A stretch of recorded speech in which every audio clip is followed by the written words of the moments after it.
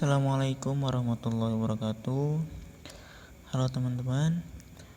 Di video kali ini saya akan menjalankan sebuah program pembangkitan sinyal diskrit untuk unit sampel dan FFT atau Fast Fourier Transform menggunakan aplikasi MATLAB. Langsung saja simak video berikut ini sampai habis ya. Yang pertama, kita harus menginstal aplikasinya dulu. Saya menginstalnya di Google Play Store.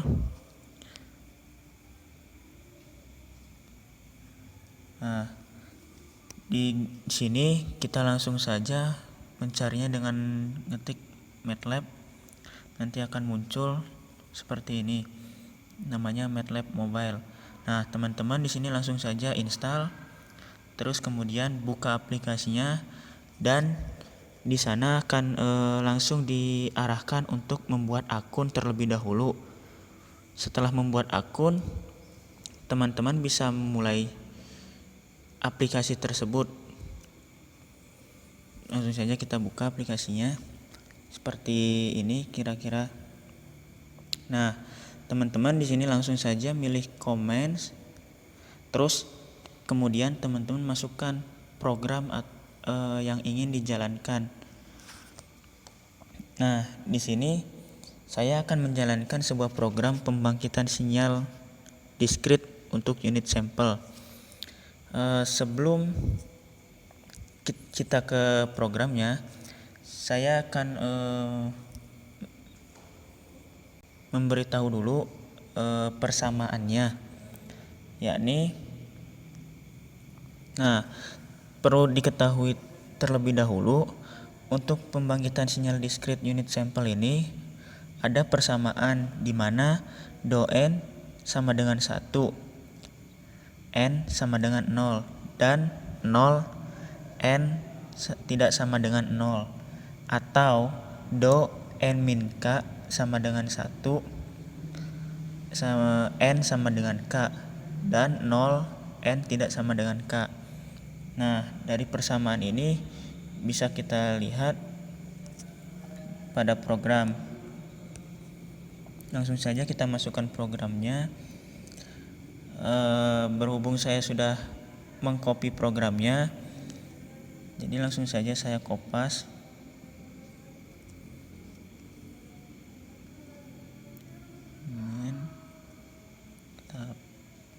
Nah, seperti ini kira-kira programnya. Nah, di program ini ada beberapa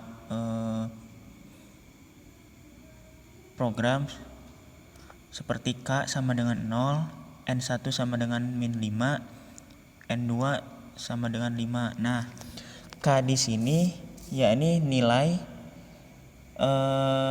yang bisa kita ubah-ubah asalkan tidak melebihi batas bawah dan batas akhir yang telah ditentukan. Atau K ini bisa kita sebut titik nolnya di mana gitu. Nah, untuk N1-nya itu sama dengan min 5. Nah, N1 di sini yakni batas bawah dari si sinyal ini. Nah, terus selanjutnya ada N2 sama dengan 5. Nah, ini batas atasnya.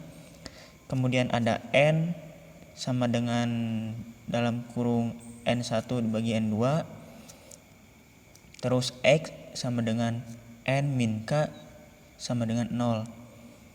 Nah, pada X N min K ini akan bernilai 1 saat N min K sama dengan 0.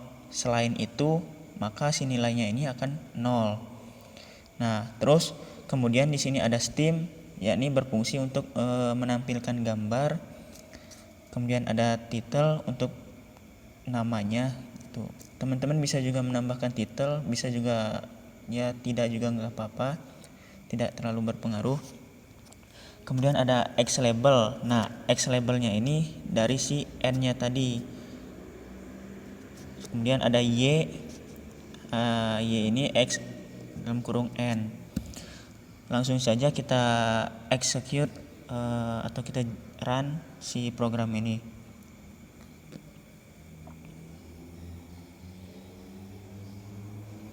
Nah, nanti akan muncul gambar seperti ini. Nah, kira-kira seperti inilah gambar yang dihasilkan dari program itu. Nah, di sini terlihat jelas bahwa n-nya ini berada di titik 0, dan pada saat 0 maka si n-nya ini akan bernilai 1.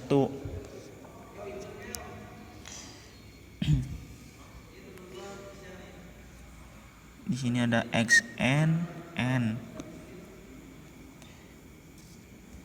Nah, dari sini bisa dilihat bahwa x n min k akan bernilai 1 pada saat n sama dengan 0. Selain itu, maka nilainya 0. Nah, bisa dilihat dari gambar. Seperti inilah kira-kira gambarnya. Oke, itu untuk pembangkitan sinyal discrete unit sample. Selanjutnya kita akan membahas tentang FFT atau Phase Fourier Transform. Sebelum kita masuk ke programnya, saya akan menjelaskan terlebih dahulu apa itu Phase Fourier Transform. Nah, Phase Fourier Transform ini bisa juga disebut transformasi Fourier cepat, yakni sumber dari suatu algoritma untuk menghitung discrete Fourier transform dengan cepat dan efisien. Biasanya Phase Fourier transform ini dapat diterapkan dalam beragam bidang, mulai dari pengolahan sinyal digital dan memecahkan persamaan diferensial parsial menjadi algoritma untuk pengandaan bilangan integer dalam jumlah yang banyak. Nah, di sini saya ada sebuah contoh soal untuk FFT ini. Sebelumnya sudah saya tuliskan di notepad. Nah, soalnya itu seperti ini.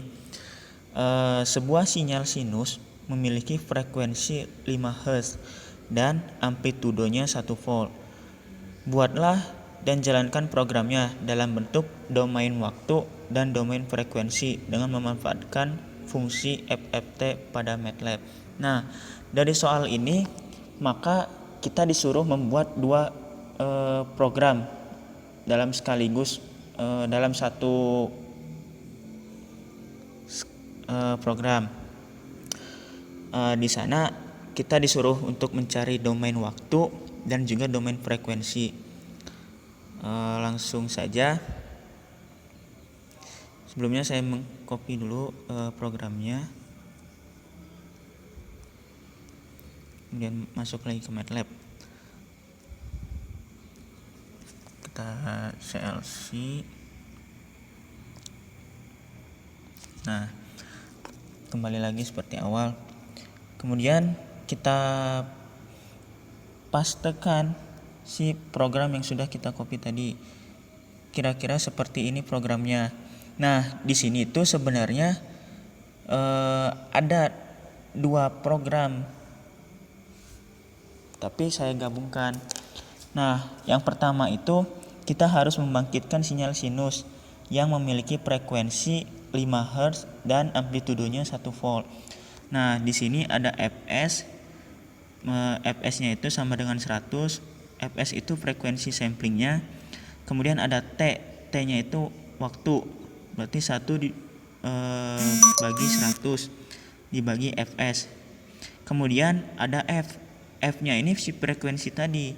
Nah, jadi kita masukkan saja frekuensinya 5. Kemudian S sama dengan sin dalam buka kurung 2 kali V dikali F dikali T tutup kurung titik koma.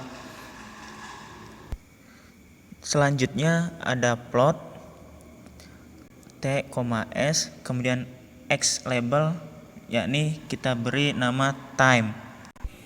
Nah, sampai X label sama dengan dalam kurung time itu di situ kita mencari domain waktu. Kemudian selanjutnya kita transformasikan sinyal ini ke dalam domain frekuensi dengan menggunakan fungsi FFT. yakni fungsi FFT-nya S sama dengan FFT, kemudian ada W sama dengan 0 bagi 255 per 256 dikali Fs dibagi 2 titik koma. Terus ada subplot 2,1,2, kemudian float, dan ada X label. Nah, X labelnya ini kita beri nama frekuensi, sehingga kita run. Nah, maka didapatkanlah dua gambar seperti ini. Yang pertama itu untuk domain waktu, dan yang kedua itu untuk domain frekuensi. Bisa dilihat pada kedua gambar ini terlihat adanya perubahan kerapatan sinyal